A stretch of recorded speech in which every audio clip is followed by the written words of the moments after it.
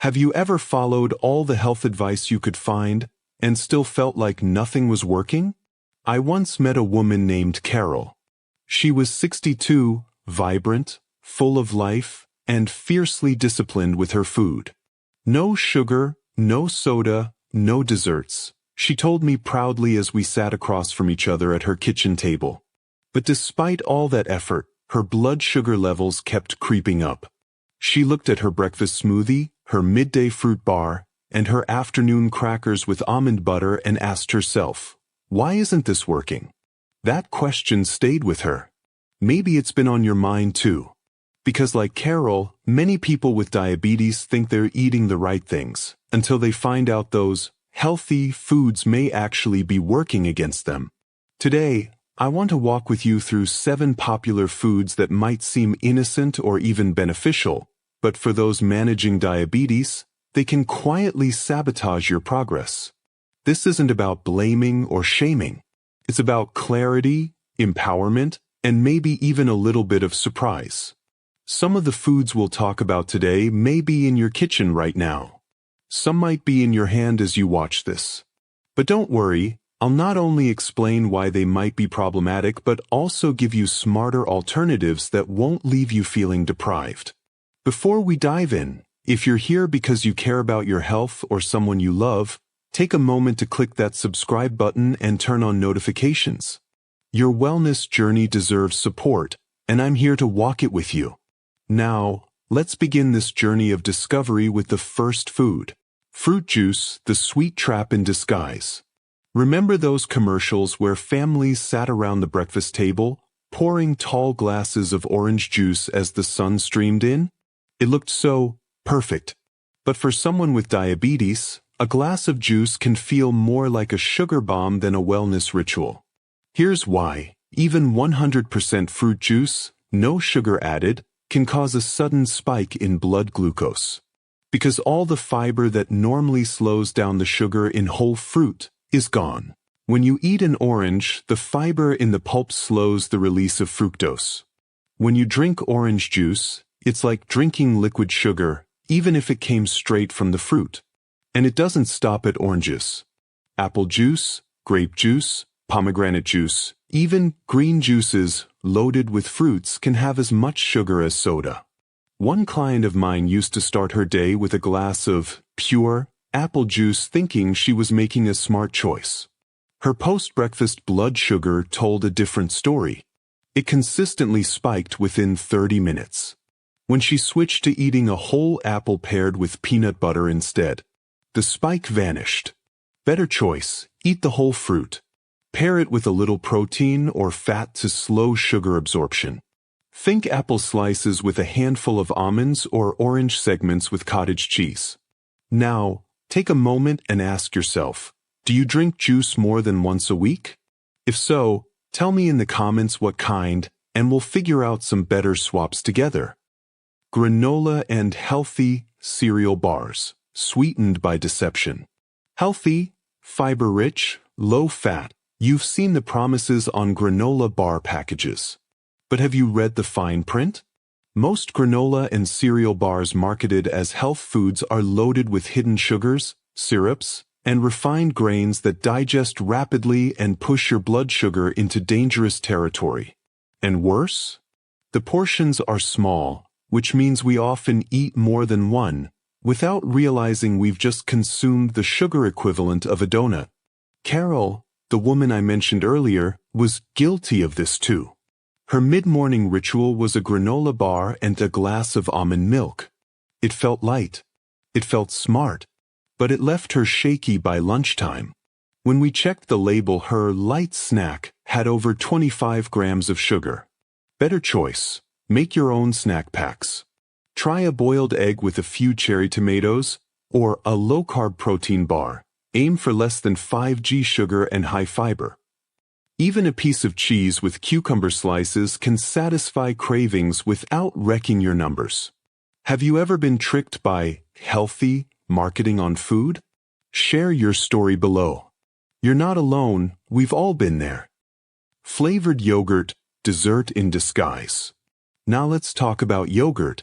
It's often seen as the darling of the health food aisle, and in many ways, it can be. But the moment it's flavored with fruit, honey, vanilla, or chocolate chips, you're basically eating pudding. Many flavored yogurts have 20 to 30 grams of sugar per serving, more than a scoop of ice cream. And because yogurt is soft and easy to eat, we often consume it quickly, leading to a fast blood sugar spike. The solution? Go plain. Yes, plain yogurt can feel boring at first. But give it a week. Add cinnamon, chopped nuts, or a few slices of real fruit. It's not only better for your blood sugar, it becomes an act of deliberate nourishment, not blind consumption. Better choice. Choose plain Greek yogurt, higher protein, and add real, low-glycemic toppings like berries or seeds. If you've switched from flavored to plain yogurt before, how did you make it taste good? Share your trick below. You might help someone else make the switch. Dried fruit, the tiny, powerful spike.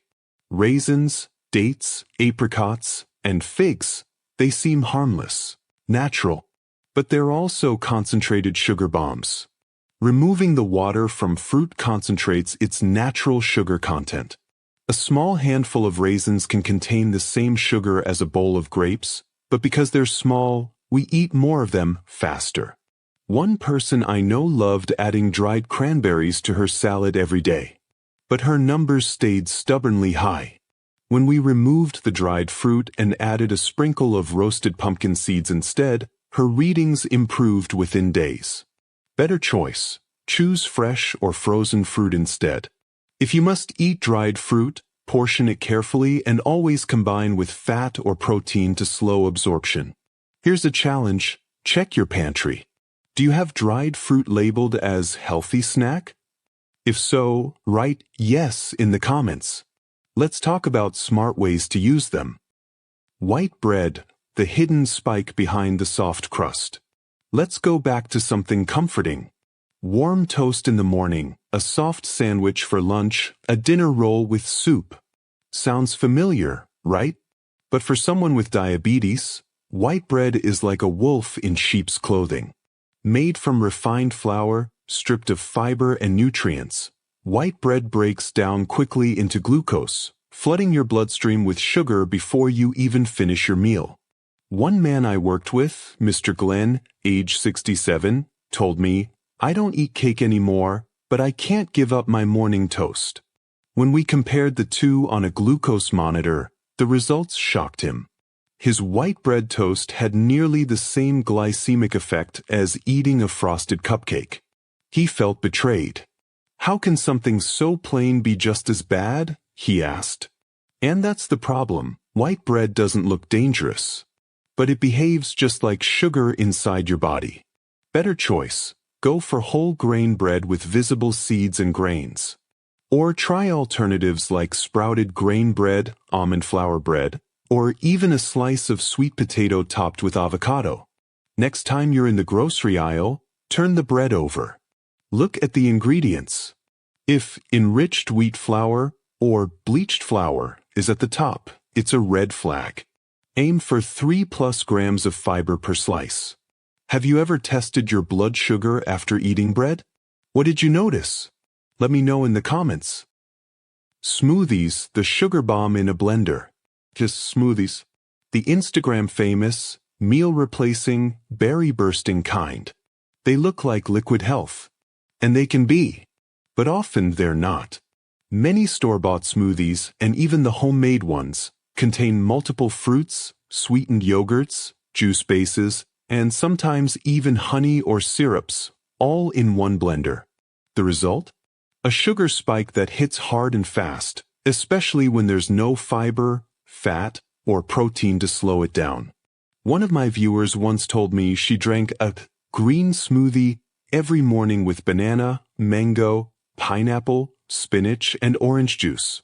She thought it was the perfect way to start her day. But after using a continuous glucose monitor, CGM, she saw the spike 180 milligrams per deciliter within 25 minutes.